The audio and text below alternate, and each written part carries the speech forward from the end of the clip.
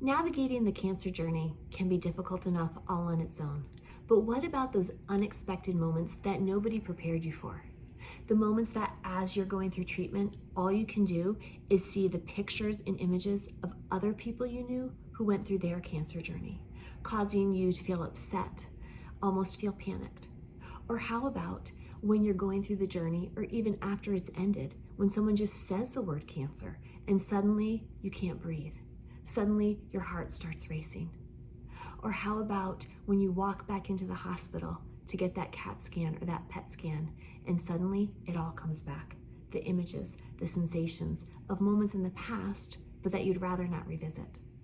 My name is Laurel Wiers, and that's the work that I do. I work with people who have trauma and triggers, pretty much negative life events that seem to show up when they're not invited.